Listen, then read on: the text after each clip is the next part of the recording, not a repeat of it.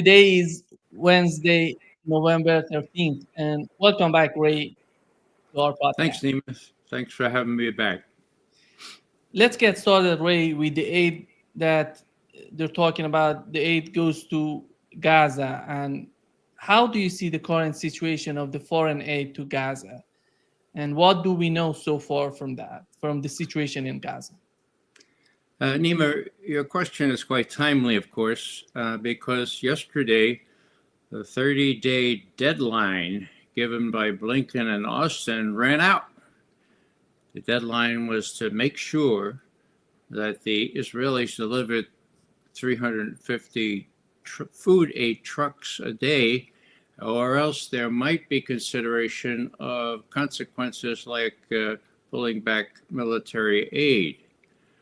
Now, that 30-day period was conveniently timed to work after the election, to end after the election, because for obvious purposes, it ran out yesterday.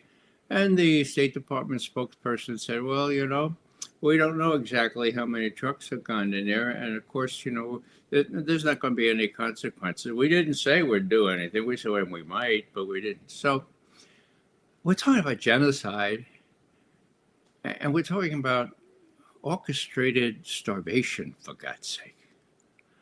Um, Now, let me put a little context around this because we have very reliable figures from the UN, for God's sake. They're all over the place there, and they care about these things, okay? And here's something from 60 days ago, okay? So not 30 days ago. Here's the UN and what they call the UN News. I can give you the link if you like it. Now the Gazans are grappling with rampant hunger, the spread of disease, a decimated healthcare system, destroyed water and sanitation infrastructure, and a severe lack of basic necessities like food. Delivery cuts. The only way the besieged occupied Gaza Strip, the way into it is through Israeli-controlled borders, so to speak. Before the war, 500 trucks went through those checkpoints a day, daily, okay? In August, 50, okay? Um, and then the UN talks about requests made by nonprofits to go into Gaza, and says that of the 39 requests, of the 39, 25 were denied access. So this is the latest situation report. Now, this is 60 days ago. Then, to their great credit, Austin and Blinken said, well, okay, 30 days later, they said, all right, now you have 30 days to repair this situation, okay? Well, genocide is bad enough. Mass starvation is equally bad, in my view. Slow death, deliberately caused by the Israelis not letting food come in and not getting water. Well, they said that at the outset, didn't they? We're not going to let any water, medicine, anything come in there, and we're going to starve them out. Well, let me refer now to how the New York Times has delicately put it this morning with respect to the aid deliveries. I sent you a graph of one of their lead articles. There it is. Okay. So now look at that a little closely, folks, and you'll see that the aid deliveries remain low despite the U.S. warning. So look at that October thing. Well, we're talking here about what's the metric? The metric is metric tons, not trucks, okay? Trucks is the UN metric. And what's the source there? Can you read it? Source. Israeli military. Oh, isn't that interesting? The source is the Israeli military. So let's go to the unit of measure that even the State Department used when they said, look, please let 350 trucks in a day and you can assuage the hunger.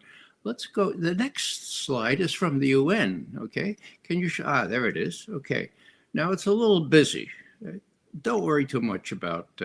Now, the red was added. Okay, Helena Coben, who writes for Just World Education, is just terrific in keeping us up to date. So this is her notes in red. This is what genocide by starvation looks like.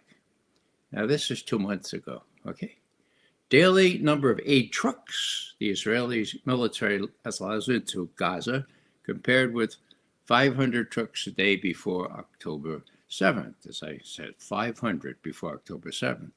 Where did the New York Times graph start? Not before October 7th. You probably noticed that yourself. I meant to put it out. Now, pointed out. So here we have, in April of, you see the graph yourself, it was down to 42 trucks in July. And as we pointed out, there were 50 in August. I mean, compared to what? Well, compared to 500, darn it, not compared to earlier this year. So here are the facts, the UN supported facts. It doesn't say at the bottom here, source Israeli military. No, it doesn't say that. Okay. So I leave that to your own advice, your own devices to figure out what the New York Times is still doing. And I don't think it's wrong to say they are still supporting the Israelis in conducting genocide in Gaza. Now, there are very few people publishing this immediately on this, but there's a fellow named David DeCamp who writes for antiwar.com. I don't know how he keeps up with this stuff, but he says several things a day. This is the one that he did just yesterday, based on the State Department briefing that Israel will not face any consequences for not improving the aid situation in Gaza. Did they improve it? No. Well, a couple of days ago, they let a couple more trucks in, okay? So people are starving. Now, Nima, I think you know that I do a kind of I do a briefing of President, in this case, it's not Biden. I don't get into the White House anymore. I used to brief, I briefed Reagan's chief advisors for 4 years during his first term. So I make believe I'm still a CIA briefer, and I briefed President Robert Scheer, who is a very famous correspondent during Vietnam. Now he's a professor at the University of Southern California. So when I briefed this president 2 days ago, I told this story, and I reminded President Biden, Scheer, that the reason he's alive, the reason that he's an American, is because his grandfather was one of the lucky ones. At age 7, one of his relatives brought him out of the great hunger in Ireland, the famine, the manufactured famine, because there was lots of foodstuffs in Northern Ireland that were being shipped to England for sale in some of the colonial powers then. So now I could identify with that, and I could tell President Scheer, remind him that his grandfather was one of the lucky ones, and so were my grandparents. Okay, their parents delivered them, and that died almost immediately. Okay, my grandparents showed up in New York. 1888 is when they came, so they survived the Great Hunger, But in New York, where I lived, there was great grief about all this. And there was one song, if you don't mind, I'd take a minute to just expose you to the song, because it was from a letter in Ireland at the time. And they made it was a letter from Ireland to Irish immigrants here. We were immigrants. We know what it feels to be immigrants, okay? We know how we were taken care of, whether we were orphans, widows, refugees, immigrants. Anyhow, here's the song. It was sort of sad. I hope I do it justice. It has to do with the praties, okay? Now, the praties is what the Irish called The potatoes, okay, the potatoes. Now, there was potato blight there, as well as the English restrictions on letting other kind of food get in. Here it goes. The praties, they are small over here, over here. Oh, the praties, they are small over here. Oh, the praties, they are small, and we're coming to the fall, and there's not enough for all over here. Oh, we're down into the dust. Oh, that's enough, probably, huh? So, that's what we experience. That's what, by virtue of his grandfather's luck at 7 years of age, Biden escaped, okay? And so I tried to remind him, look, I'm not trying to appeal to your emotions here, President Biden / Cher. I'm trying to appeal to your humanity, for God's sake. Is not genocide bad enough? Orchestrated starvation with just these flagrant rhetorical flushes saying, oh, you got 30 days off, you don't do 30. So all I'm saying here is that as embarrassed as I am about the genocide, and let's call it what it is, and how I wish the UN would get off its tail and do something about it. I think they probably will, actually, in the end, but how many more thousands of Gazans will have to die? You know, if you look at the figures, and I just finished with this, the Gazan health authorities are very meticulous. They don't count people unless they know who they are, right? Okay, so if you have an ID or you live in a certain house and you're dead, they count you. They don't count people that they don't know who are under the rubble. And people say there could be 20,000 of those. And they don't count other people that have been destroyed or harmed in other ways. So the English medical journal Lancet has published, actually in July, figures using a methodology that they invented. And they said there were at least 186,000 dead Palestinians since October 8th, okay? Now, John Mearsheimer, whom you've interviewed and whom I respect greatly, looked at that methodology closely. And right away he said, you know, it's valid.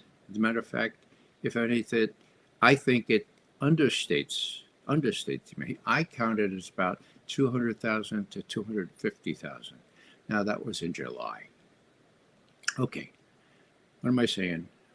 I'm saying there are 2 million plus, maybe 2 million, 2.1, 2.2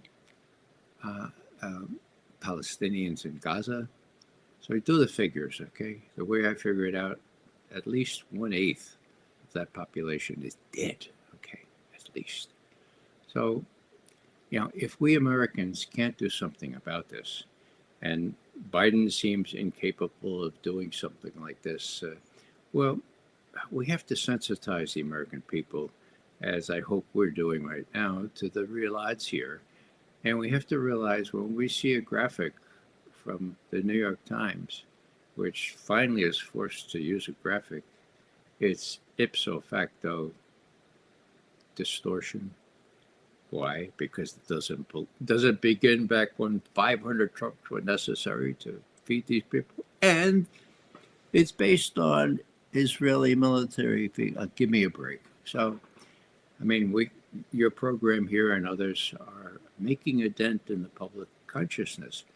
But, you know, if we can't stand up as the Germans could not stand up during the Holocaust, the one during World War II, where they suffered slavish submissiveness, couldn't stand up for what was right. Well, I think we can. I think we can be winter soldiers, as Tom Paine called those who persisted and made our revolution succeed. And I think those of us who come from stock that was subjected to manufactured man-made starvation have a special duty to stand up and make ourselves known. I just had one little point. We Irish, we came in. My grandfather was a letter carrier for the post office. My grandmother was a handmaid for a very rich lady. She sewed her garments, okay? And then the Irish made it, okay? And finally, now you have a bunch of fat cat Irish who don't care much about their heritage. And at one point, at a big Irish dinner, 4,000 people in the biggest hotel in New York, the friendly sons of St. Patrick, we called ourselves, a friend of mine got up to give the warm-up speech, and he looked at these fat cat Irish, smoking their cigars and sipping their brandy, and he said, I've heard it said that you give an Irishman a clean pair of underwear, and he'll vote Republican every time.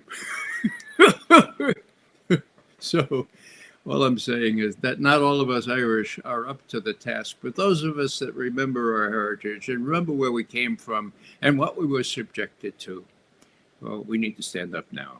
Thanks for the opportunity to make this little sermon. Ray, there is a video from British surgeon that he's testifying to the United Kingdom Parliament, talking about the situation in Gaza. Just take a look at. Let me play that. What I found particularly disturbing was that a bomb would drop maybe on a crowded, tented area, and then the drones would come down and. Please take your time. We're incredibly grateful that you're making the time to be here today, and I can only imagine just how it has impacted you and will continue to impact you. And I feel, because you can't unsee what you've seen, but being able to share that with us really helps us hold legislators particularly to account. So we do appreciate the time that you're making for us today. Thank you. So the drones would come down and pick off civilians, children, and we had description after description. This is not, an occasional thing. This was day after day after day, operating on children who would say, I was lying on the ground after a bomb had dropped, and this quadcopter came down and hovered over me and shot me. And that's clearly a deliberate act, and it was a persistent act, persistent targeting of civilians day after day. We had 1 or 2 mass casualty incidents every day. Yeah. That's just one of the doctors who came back. There were several American doctors who, one of them lives about an hour from here in North Carolina. He was a surgeon, and he was part of a group there. And he was an immediate responder. He was there at 9/11, the day after, okay? He was at other real bad calamities, earthquakes and hurricanes and everything else. And he came back and said he never saw anything like the carnage that he witnessed there, especially with respect to the children. No respect at all for the children, or the widows, or the orphans, or the refugees. And bear in mind, all the Palestinians in Gaza are refugees from the earlier 1948 Nakba, the destruction of what used to be Palestine. So, to the degree that this could not go on without the help, without the arms, without all the economic aid that our country gives to Israel, is a very sad, very tormenting thing for me. I hope that we can move enough people to rise up and stop it. Ray, how did you find the people that Trump has chosen for his administration so far? And for the Secretary of Defense, we had his name is Pete Hegseth. He's talking about when it comes to the conflict in Gaza or the conflict in Ukraine, it's unbelievable what he's talking about. And here is what he said about the conflict between Israel and Palestinians. Oh, if you open up your Bible, God granted Abraham this land. The 12 tribes of Israel established the constitutional monarchy 1000 BC. King David was their second king and established Jerusalem as the capital. Jews were fighting foreign occupiers for centuries, ultimately maintaining a presence there. But the key aspect, and right now, Palestinians, Arabs, Muslims are trying to erase the Jewish ties to Jerusalem as we speak. I've been there multiple times. They're trying to make it look like Jews were never there. The most important aspect of this is the international community granted sovereignty to the Jews, to the Jewish state after World War II, and Israel has had to fight defensive war after defensive war with every country coming to crush it ever since then, just to exist. Yeah. Defensive war after defensive war. Well, all I can say is that he's got it all wrong. It's lousy history. It's lousy theology. I mean, if he thinks that God was a real estate agent, okay, and said to the Israelis or the Jews, look, there are a lot of people here in Palestine, but I want them out of there. There are only 750,000. I want them out of here and quickly, okay, back in 1948. My God, this is the worst of it. Now, just a personal aside here. 1948, I was 9 years old.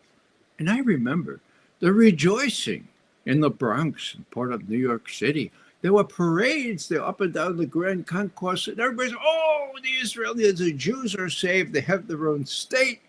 And guess what, Nima? No one ever told me that there were already people there, And that these 750,000 Palestinians, the ones that were not killed, were driven into places like Gaza, Jordan, Saudi Arabia, Egypt, and most, as I said before, the Gazans are a result of that, okay? So, the other thing is that those people that are taken in by this misreading of the scriptures, okay? I'm not going to give a big lecture on this, but I do know something about this. Now, I was with a delegation about 10 years ago. We went up into this West Bank, and we could use the big roads. We could use the autobahns, really terrific, but these Palestinians couldn't use them. But as we passed, we're going up to a settler community, right? Okay, so we passed by this Palestinian village. Oh my God, it was awful. No running water, It was pretty like what I've seen in the Dominican Republic and other places where the poverty. So we went up to this beautiful, beautiful city, alabaster city, if you will, on top of this hill. And the Jewish mayor, who happened to be a rabbi from Cleveland, Ohio, hosted us. One of my friends said, Rabbi, this is really pretty up here. You have the green grass, you have the sprinklers on. Down there, we passed that Palestinian, they have no running water. And we're wondering about the disparity here. Do you not care about the Palestinians? And he got a little angry and said, look, he says, this land was given to us. Deuteronomy 15:4. You shall have this land of milk and honey. Okay. Now, I know just enough about the Hebrew scriptures to know what that full verse says. So I raised my hand and said, Rabbi, how come you're only telling us the first half of Deuteronomy 15:4? He said, what do you mean? What do you mean? I said, you got the Bible there. Read the whole verse. You shall have this land flowing with milk and honey as your posterity, so that there will be no poor among you. Oh, says I. That sounds like a deal. Like maybe you could call it a covenant. I mean, it was sort of like, so why are there so many poor among you down to the bottom of the hill? Well, our visit was cut short. They didn't like to hear any of this challenging. But here's a really good example of selective scripture. Put the first half of Deuteronomy. Look it up. Deuteronomy 15:4. That's what it says. So long as there would be no poor among you. So, You know, when you look out at what's happening now in Gaza, wow, they're not only poor people, they're not only on a strict diet, as the Israelis used to put it, but they're mowing the grass, as they also put it. They're mowing the grass in a way that they haven't felt emboldened to before. And they can only do that because of the likes of Joe Biden, Tony Blinken, Jacob Jeremiah Sullivan, all of whom are self-proclaimed Zionists. There's the difference between being Jewish and Zionist, as you know. They are Zionists, and they are enabling this genocide. It's just very, well, it's very anger-producing, and I have to keep reminding myself, Nima, that anger is a virtue. Okay, who said that? Well, Thomas Aquinas. I studied a lot of Aquinas. Let me briefly say what we explained. He says, look, he or she who is not angry when there is just cause for anger sins. Okay, why? Because anger respicit bonum justitiae. Anger looks to the good of justice. And if you can be not angry amid injustice, well, you are unjust. He added a little codicil. Aquinas liked to do this. He was quoting a Chrysostom for the 4th century church. He says, look, it says, the worst thing is unreasoned patience. That's the best translation we could do from Latin. Unreasoned patience sows the seeds of vice, nourishes negligence, and encourages not only evil people, but good people to do evil. Now, sorry for all that, but you know, when I got really mad at the distortion of intelligence before Iraq, and when I'm really mad now with respect to the genocide that we are enabling, I am feeling virtuous. I'm feeling like, you know, like this is what people should feel, and they ought to go off their rear ends and do something about it. I think that's about to happen. I hope that's about to happen. I don't know if you've heard that Smotrich recently said that with Donald Trump in office in Washington, they're going to annex the West Bank.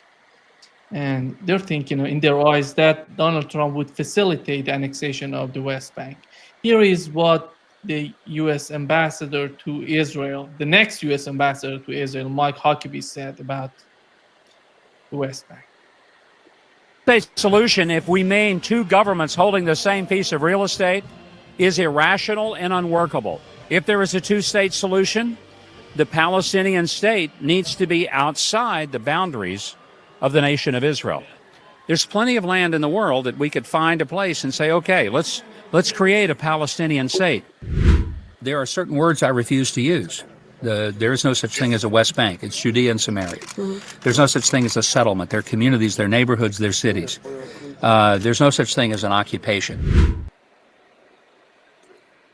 Very unbelievable. At least from the Antony Blinken's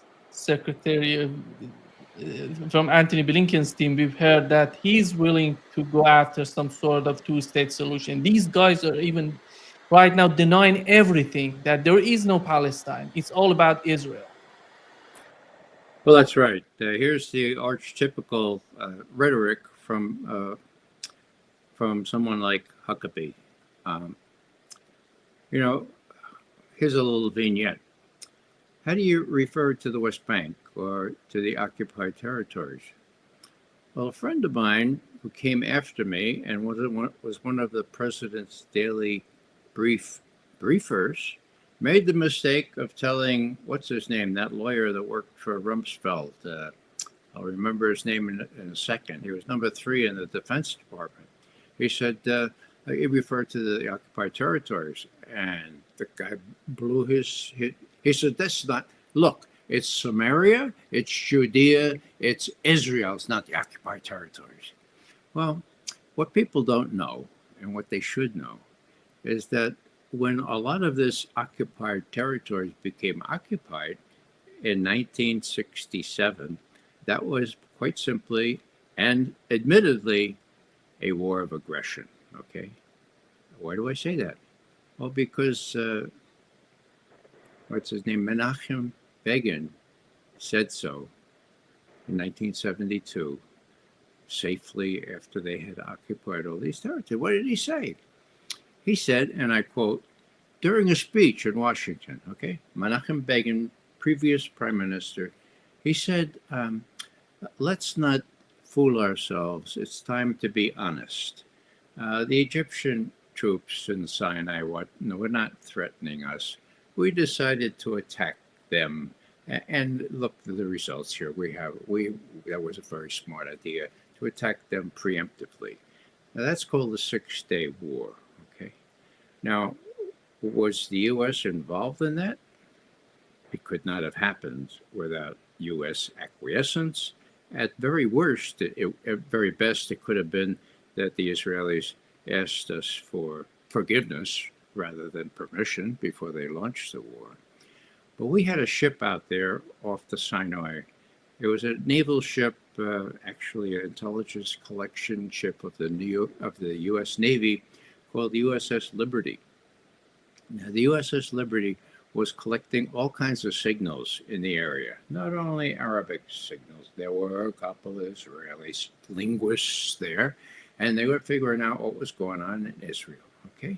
Now, as the Israelis made their decision to go up into Syria after conquering, Jordan and Egypt, they didn't want the U.S.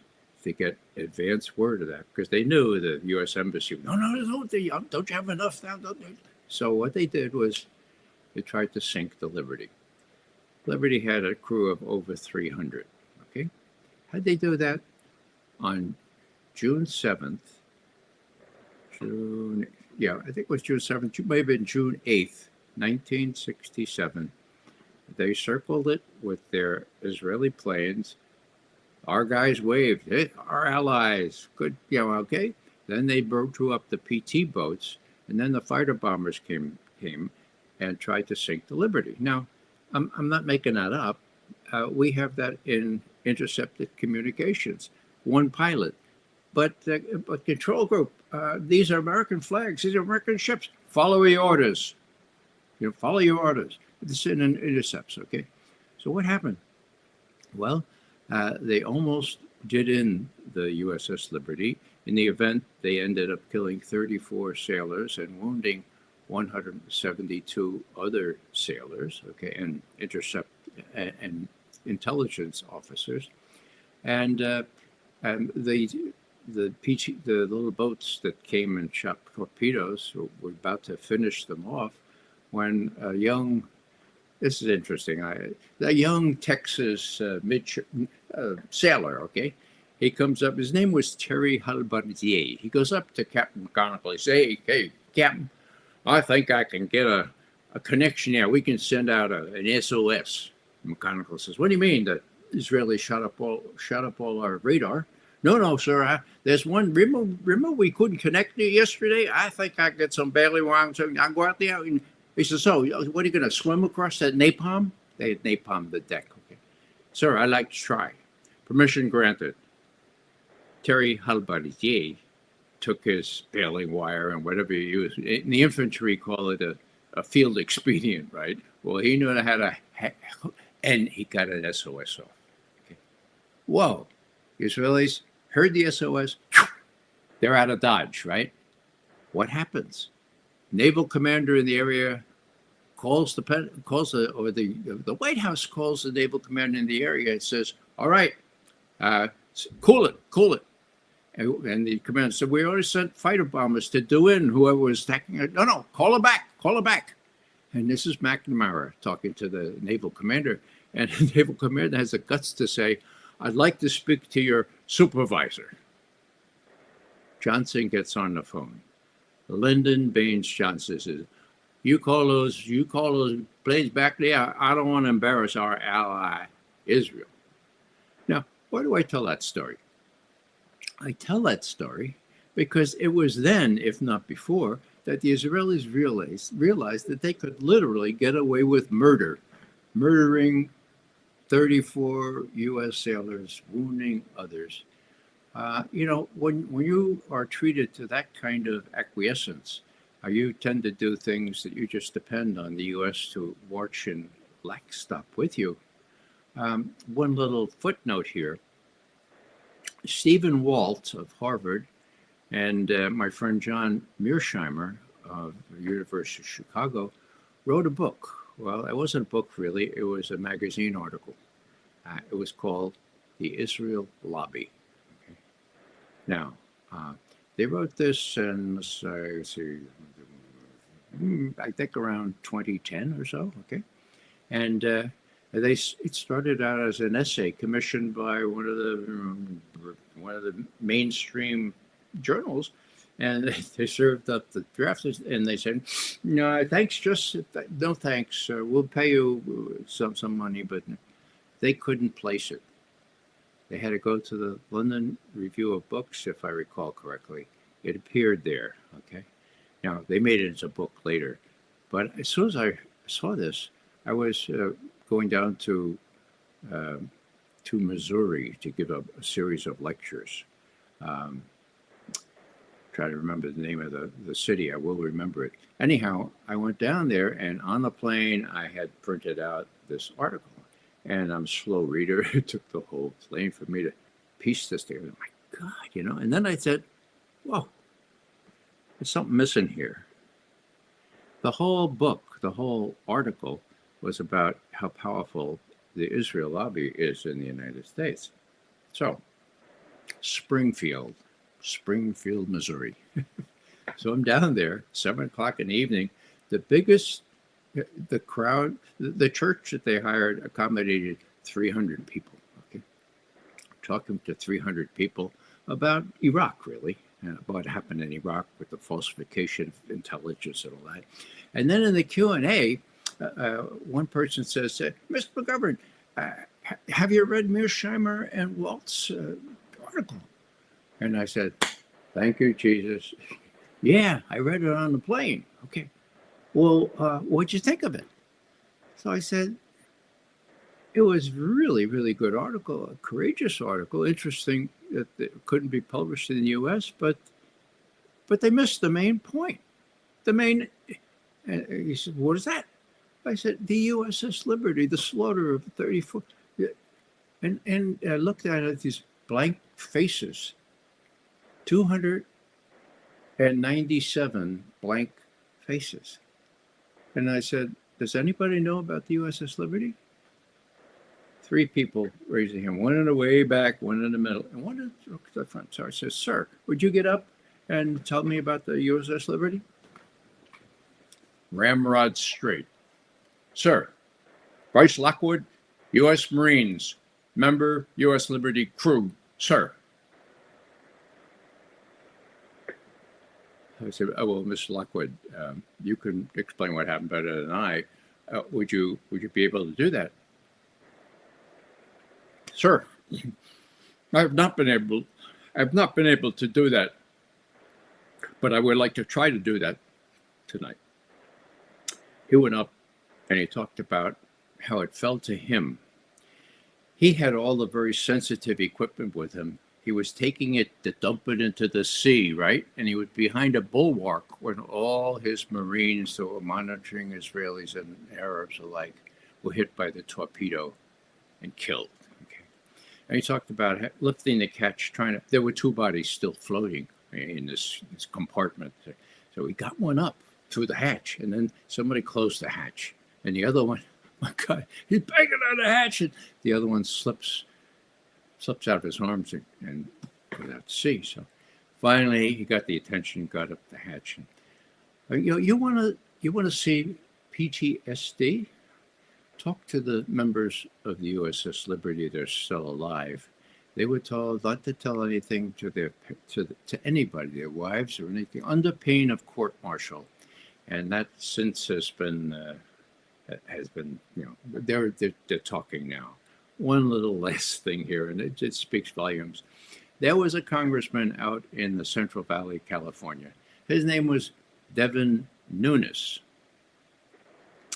Now, a fellow, an old Navy veteran, came to work for Devin Nunes, and his name was Terry Halbarzier, the young sailor that fixed the antenna and prevented the USS Liberty from being sunk. Okay. So when Devin Nunes, to his great credit, learned this backstory, he petitioned the Navy to give Terry Halbardier the Silver Cross, I think it is, a second, right below the Medal of Honor. And then when I heard that, I flew right out to the Central Valley, Visalia, California. Okay? His office, Nunes's small group, about 10 people, a couple of photographers from local paper, okay? And it was just a beautiful, beautiful ceremony. One of the photographers says, Mr. Halbardier, could you show us the shrapnel on your back? And so he pulls his shirt up. Well, we had lunch, and then I heard what it's like not to be able to tell what happened to you, not even your wife. And like I said before, you want to see real live, real effective PSTD. Talk to the survivors of the USS Liberty, and I think there are about 10 still left. We used to meet at Arlington Cemetery when there were enough left to have a little ceremony. The Navy was obliging. They would send a bugler and send a couple of representatives. But the whole thing was sublimated. The whole thing was covered up. And so when I came back from Springfield, Missouri, I explained what happened to John Mearsheimer. And they said, John, why did you not include the USS Liberty? You're out to prove the power of the Israel lobby. How could you miss that? Well, John had no satisfactory he had an explanation that was not satisfactory to me. I think that there were limits even to what Stephen Walt and Mearsheimer were willing to do in those days. But that's the facts, folks. That's why I'm so glad to be on your show here, Nima, where I can tell the facts. They are substantiated. I knew people in the Tel Aviv embassy during this, and of course I was on active duty at the CIA at the time. This was a big deal, and it should be recorded for history. There have been a couple of books about it, written about it, but try to get them reviewed. Okay, I'll end with this, but that's sort of where the Israelis learned, without any doubt, that they could get away with murder. Ray, what do we know about John Ratcliffe? He's going to be the next head of the CIA under the Donald Trump administration. Is he a part of the establishment, part of the deep state, or what do we know about him? Well, I heard that late last night, Nima. I promised someone who wanted to interview me before you that I'd look into it, because my memory is not real good on Ratcliffe. But what I do remember, that he is a quintessential Trump loyalist. Okay. If memory serves, he was responsible when he took over from this guy that Trump inherited, that former senator from Ohio, I think it was, who pretty much did him in and still speaks badly of the person he worked for. And when he came in, Russiagate was very much in the news. Okay, Russiagate. The Russians hacked into the DNC. The Russians did this. The Russians actually helped Hillary lose the election. All this stuff. So he came in, and if I'm quite right, he said, well, Mr. President, there's court testimony from the guy who was supposed to do the forensics on this, and he says there was no Russian hack of the DNC, that nobody hacked, that it was not, a hack. And Trump says, yeah, right. He said, yeah, right. So you're the president. You can have that released. The testimony is from December 2017. You weren't a year in office. You didn't know about it? Well, look, if you release that, this should put the death knell to Russiagate. He said, oh, well, can I do that? You're the president, and if you tell me, as your national intelligence director, to do that, I will call Adam Schiff, who heads up the House Intelligence Committee, before which this was testified, and I'll tell him, you release that testimony, or I'm going to do it. That's what happened. Okay, it was released. When was it released? It was released on May 7th, 2020. Oh, your viewers are probably wondering, oh, I don't know about that. Yeah, the way they released it was with 58 other unnecessary and just prosaic sort of releases. It was buried, but it was there. It was open. So that was May 7th, 2020. Why is it that most of your viewers will never have heard about this? Well, because the press ignored it, because the New York Times and the Washington Post kept it secret, did not publish on it. So May 7th, 2020, well, you do the math. What is it now? It's November 2024. This is more than 4 years, right? And, between December 5th, 2017, when the head of CrowdStrike, the cyber firm that looked into the forensics for the DNC hack, okay, he just testified under oath, under the Schiff committee, that there was no technical evidence. Let me just repeat that. There was no technical evidence that the Russians or anyone else hacked into the DNC. And it was what we had been saying for months, we veteran intelligence professionals for sanity. It was a copy from somebody who had access to the DNC computers, little, external storage device like a thumb drive, could hold a lot of stuff. And we know that it was copied at exactly the rate, the velocity, if you will, with which this thumb drive could accommodate. Okay, so we had been saying that for months. It came out in this testimony. Schiff kept it down until Ratcliffe went to Trump and said, "Look, you ought to release this." So December until December 2017 until May 2020. Well, there's 2.5 years right there, right? So all I'm saying here is that this time, these guys know what the score is, okay?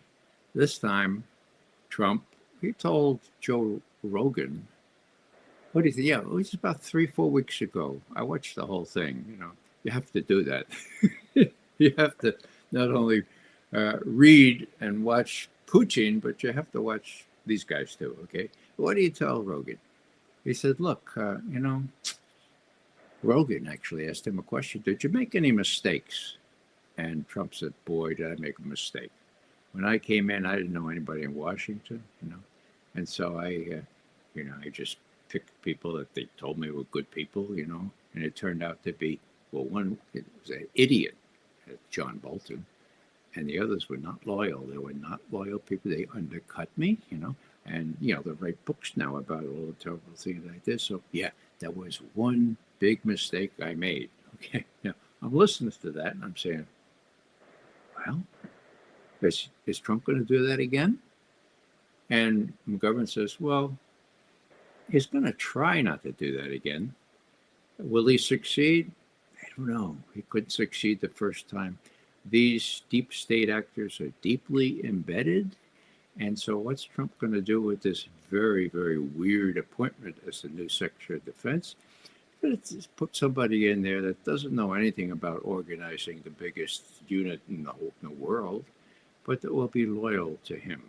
He'll give him a Deputy Secretary of Defense that might even require, an audit. Audit! Pentagon has never been audited, okay?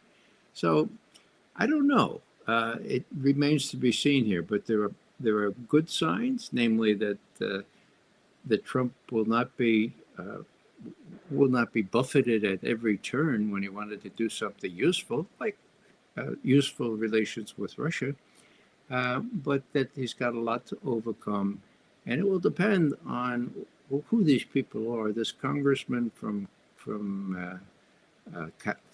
Florida, I guess it is. I can't pronounce his last name, but you just showed. Yeah. Well, it doesn't sound like he's very good in what he knows about intelligence or history, or especially the Middle East. But if Trump wants to use him and tell him what to do, I think there's hope that some kind of deal can be worked out on Ukraine, I have very little hope that anything that those new characters can do will repair the situation in Gaza or elsewhere in West Asia. And that's why I, in my little pantomime with President Biden, President Scheer, I tried to tell him, look, for God's sake, you got 2 more months, you know. You got to worry about the lobby still? Well, I don't think so, you know. What you... It's like talking to a blank wall. Bob Scheer plays that role very well. So, you know, with all this stuff, and particularly the running out of the 30-day deadline, you know, you'd think that people who are human would feel some embarrassment, feel some contrition, feel some need to repair the situation. We don't have many people like that in place now. I don't know what might happen later, but I do have some hope on Ukraine. Putin is ready to deal. He made clear at Valdai, you know, this Valdai discussion club, which is really pretty. I had 2 friends who were there, okay? This was in Sochi on the 6th and 7th of November.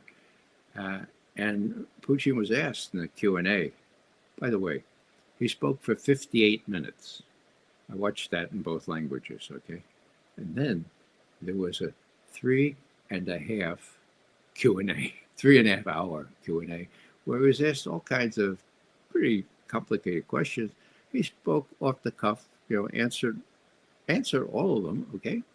So one of the questions was, Mr. President, what do you think of the possibilities of Donald Trump? What do you think is going to happen there? And he answered in Russian. Well, the English translation of what he said is, beats the hell out of me. You know, I don't know what's going to happen.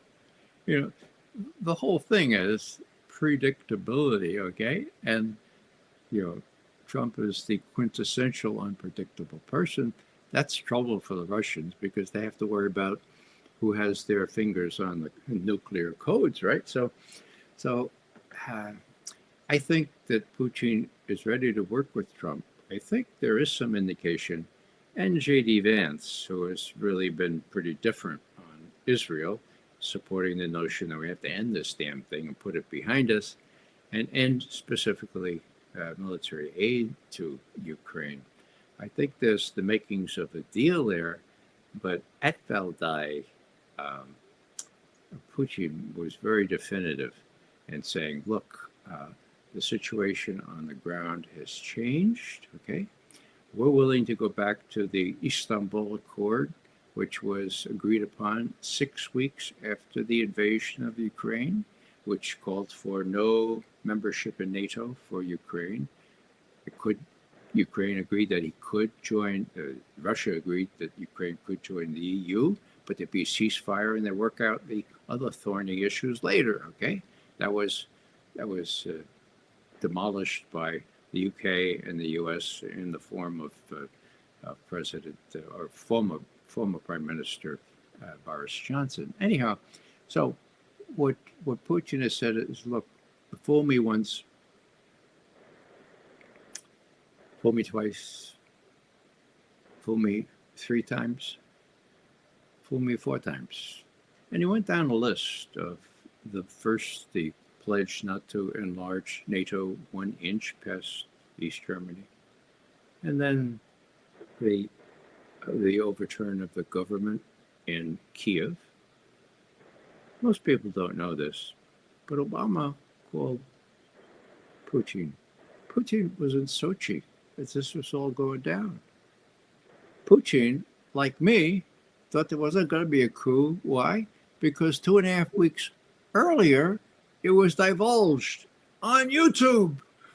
Intercepted conversation between Victoria Nuland, Assistant Secretary of State for European Affairs at the time, and Jeffrey Pyatt, our ambassador in Kiev, which indicated who the players would be, who the new people would be, and that they would want to join NATO right away and ban Russian as a official language. Putin knew that. I knew that. And like me, he said, the intelligence parlance is it's blown. Huh? This project is blown. I can stay in Sochi for the rest of the Winter Olympics and come back when I like. Well, Obama called them as this coup was going down. Don't worry about it. We all worked it out. The French and the Polish and the Germans are in charge. And then they're going to work out an agreement. It was called the Minsk Agreements.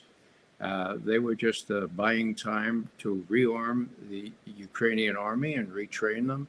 And the head of France and the head of Germany later admitted that. So what Putin is saying to Valdai is, look, fool me once or twice or three times. I'm not going to be fooled again. And besides, we're really due an agreement or some kind of negotiation. But you have to realize that we've won the war, okay? And we're willing to settle for less than all of Ukraine. We never wanted all of Ukraine, for God's sake. Why would we want to do that? That's a stupid Vietnam type of escapade. So we'll deal, but we'll deal with the traditional position of strength. And we're not going to be bought off by cockamamie ideas like, we won't join NATO for 10 years or blah, blah, blah. So there will be, I think, talks, and that's the good thing. Just as a footnote here, there have been no talks, zero talks between the U.S. president and the president of Russia in 2.5 years. And that betrays a lack of trust. And I will just deduce one matter of trust. I talked about Minsk, and I talked about the promise to Gorbachev not to expand NATO 1 inch east of the East German border. But there's one thing that people need to be reminded of. I think I've said it on your show before, but maybe it's good to repeat. And that is that the Russians were really afraid that these bases that the U.S. has put in Romania and Poland, they have capsules, right? And capsules have caps on them. These capsules can accommodate offensive missiles as well as ABMs, which they're advertised as. They can accommodate just about any size missile, okay? So do the Russians know what's in there? Not really, but they have a certain amount of confidence because the U.S. has not yet been able to develop hypersonic missiles. Long story short, Putin gets up before all his high-ranking naval and military and army officers the 21st of December 2021, and he says, look, we're already in quite a bind here with these missiles in Romania and in Poland, but the U.S., when it gets hypersonic missiles, it's going to put them in Ukraine. Okay. He says that. The U.S. is going to put hypersonic missiles in Ukraine. 21st of December. What happens? On the 30th of December, the White House gets this call from the Kremlin. President Putin would really like to talk to President Biden, like today or tomorrow. Okay. And the White House is flummoxed. Why? They just talked on the 17th of December, and we have the negotiations starting in Geneva on strategic things on the 12th of January, 12 days. What? Please. President Putin requests a call with President Biden. Now, it came to pass that Biden was home alone. Okay? No advisors. It was Christmas holidays. So he's in his own office there, and he said, I'll take the call. That, to his credit, he took the call, okay? No Blinken, no Sullivan, no Nolan, nobody but now the readout of the call said President Biden indicated that the U.S. has no plans to put offensive strike missiles in Ukraine. Whoa. He apparently thought that was a safe idea. He's already got bases in Romania and Poland. Why why do Ukraine? So he said to Putin when Putin asked, yeah, okay, that's fine. Nobody contended with that readout. One arch neocon who happened to be previous ambassador to Ukraine, John Herbst, dismissed the readout as it's nothing new. Well, Putin's main man for this subject, his name is Ushakov, okay? And he was waxing eloquent on New Year's Eve. There were great celebrations. The champagne bottles or the vodka bottles were popping, okay? Finally, he said, Ushakov, the U.S. is taking our concerns into consideration, we gave them this draft treaty. There were 9 provisions that we insisted on. 5 of those are covered by this agreement not to put offensive strike missiles in Ukraine. Whoa, okay.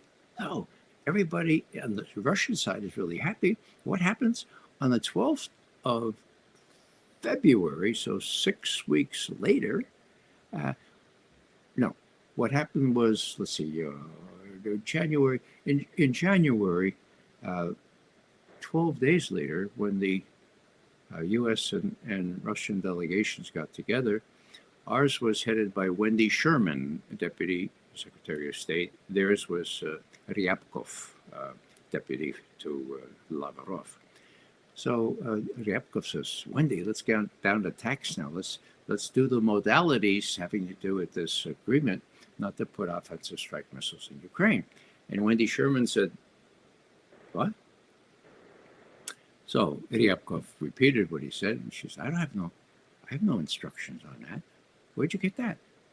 And Ryabkov says, well, don't you know that the president undertook to do that on the 30th of December, just 12 days ago?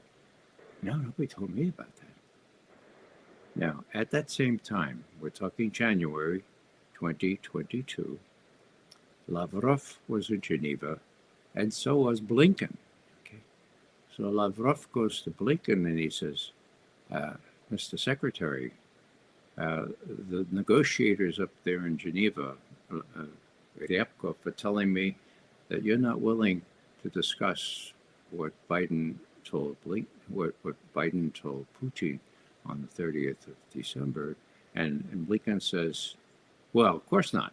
That was, forget about that. That was, we weren't with him. He had no advisors with him. And so, if the Ukrainians ask us to put offensive strike missiles in Ukraine, we'll do it. They have the right to ask. We'll do it. And we might be willing to talk about limiting the numbers of them, but forget about it. That was the 21st of February. Okay, so that conversation, Biden, Putin, the 30th of December, 21st of January, you have Lavrov being told this. And then, on the 12th of February, Biden and Putin talked for the last time. That's why it's 2.5 years ago since they talked. And the readout from that said that Biden was unwilling to discuss the notion that Ukraine should not be part of NATO, and he was unwilling to discuss the idea of not putting offensive strike missiles in Ukraine. So, February 12th, the invasion came 12 days later, okay? So, that's how it all went down. And if the Russians claim to be chary or lack trust in all this, well, I think you can piece together why they might think that. These things were in the readout, these were the promises, and one could say they welched or they reneged on them, and that's what's uppermost in Putin's mind, saying, we're not going to let that happen again. Now, Nima, you know that I consider the tectonic shift in relations between Russia and China as the most important factoid that I can adduce, and I try to insert it into every conversation. Suffice it to say that while all this was going on, Putin went up, as previously promised, to help Xi Jinping open the Winter Olympics in Beijing. Okay, 4th of February.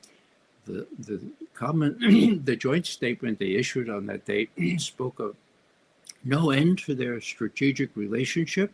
It didn't say we have a military alliance, but it said everything short of that. Okay. Now, Putin, in my view, wanted to make sure that he told Xi Jinping what he would be forced to do given this reneging and given this threat in Ukraine.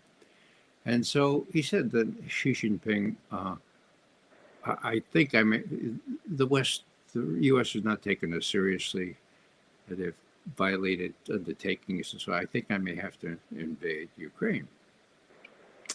Now, one has to bear in mind that Chinese foreign policy is built on a bedrock of Westphalia, okay? The Treaty of Westphalia, Westphalen, 1648, for God's sake. This is when the Catholics and the Protestants finally decided it was better not to kill each other and have real countries and draw boundaries and stuff.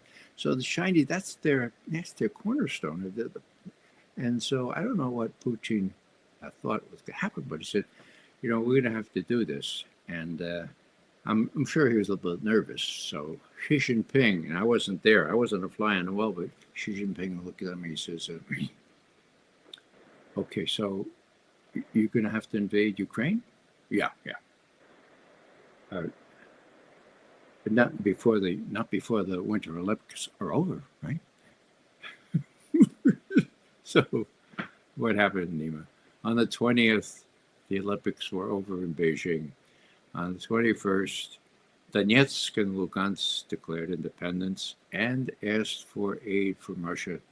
The next day, the Russian Duma approved the special military operation, and then on the 24th, they went in.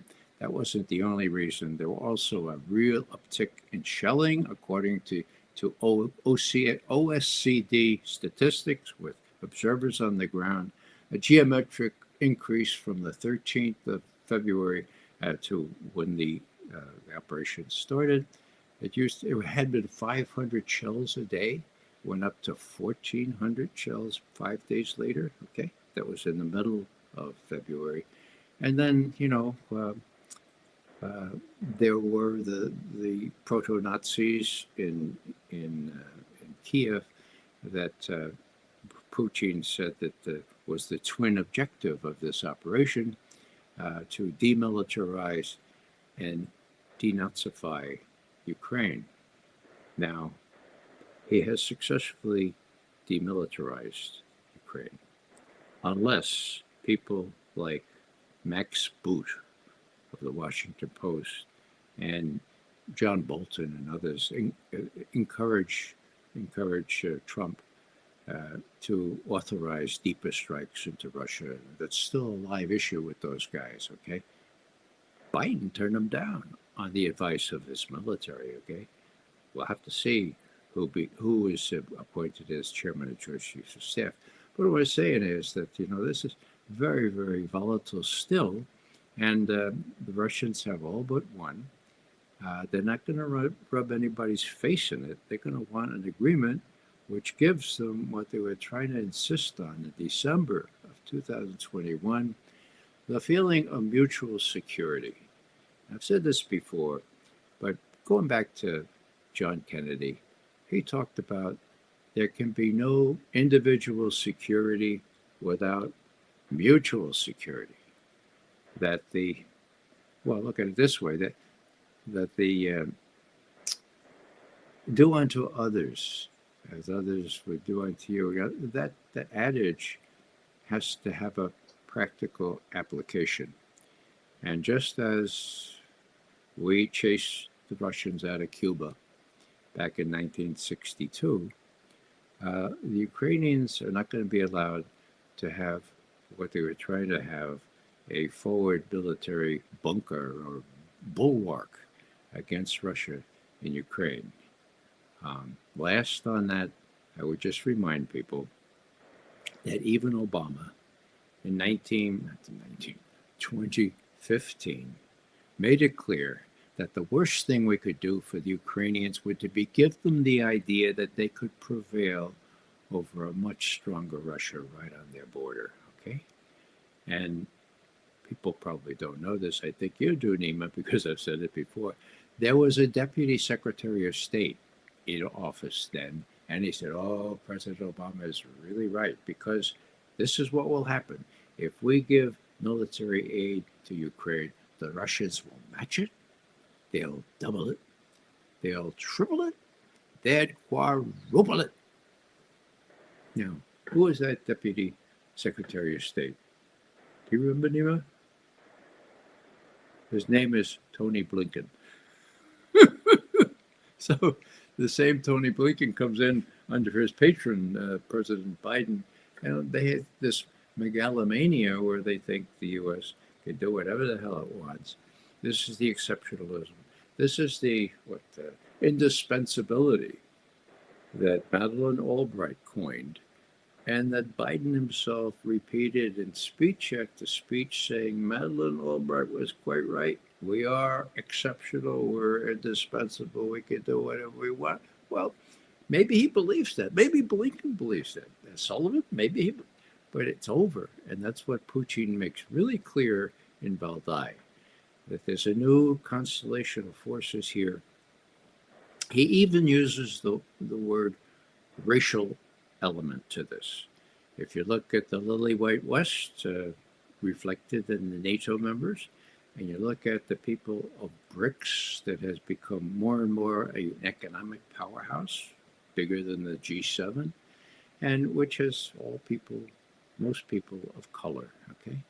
So what Putin is saying, this is a racist tint to it.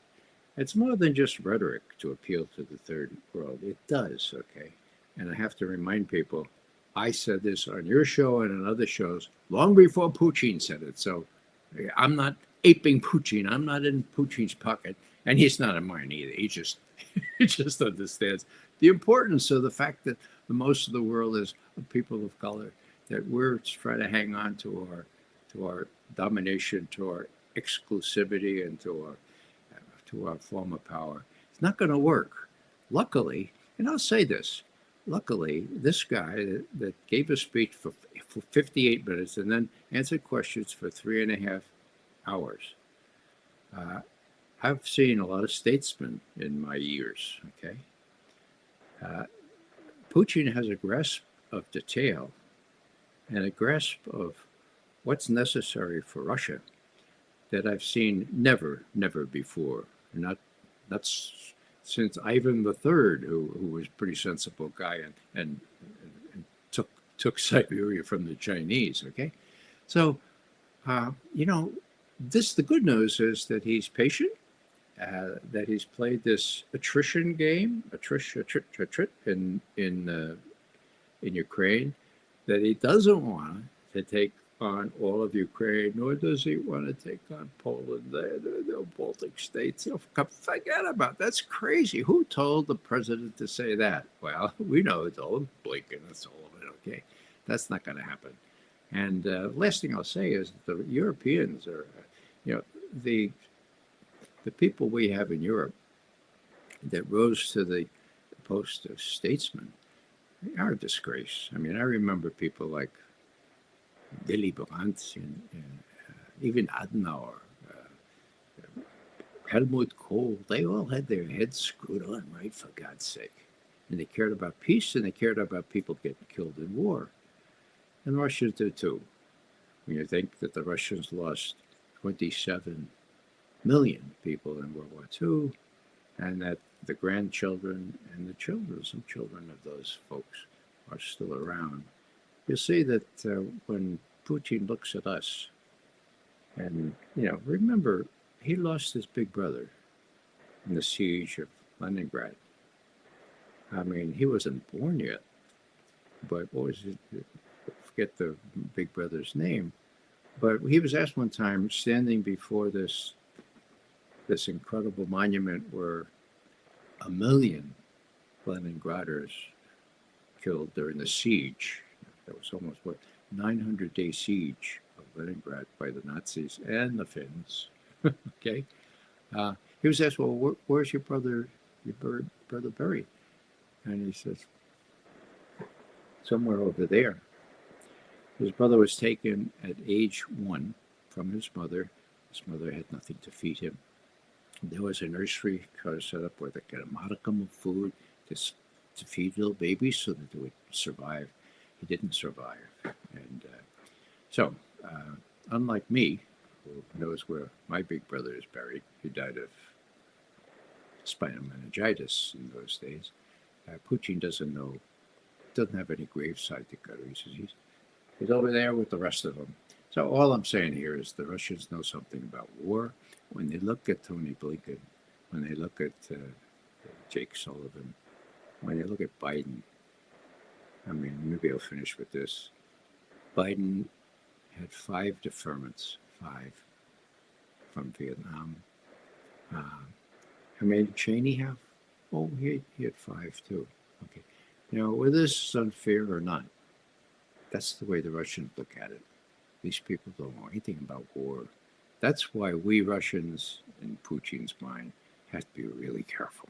Have to be really especially careful about unpredictable people. And bear in mind, Putin has his generals and admirals, right? Looking down and breathing down his neck. And I'm sure, I can't prove it, but I'm sure that when Putin told those generals and admirals on the 21st of December 2021, look, I'm going to have 5 minutes to decide whether to blow everybody up.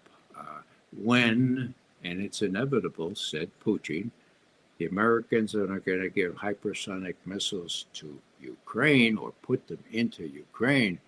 I'm sure they went to him and said, Vladimir Vladimirovich, you got a second? This negotiation is going to start in Geneva in 2 weeks. For God's sake, see if you can get a commitment from the president, who sometimes listens, not to do that. Okay? Not to put offensive strike missiles, especially hypersonic ones, in Ukraine. And I think that's when the Kremlin called the White House on the 30th of December and said, look, Putin really wants to talk to Joe Biden. As I said before, Joe Biden was home alone during the Christmas season, okay? No people, no advisors to prevent him from doing something sensible. He did something sensible, and then his advisors, reneged on it. So that's the history that Trump will have to pick up on when and if he extends his hand and says, okay, I'm a big deal maker. Here's the deal. Whether the deal is going to be much more stringent from Soviet terms than it was way back in May, or actually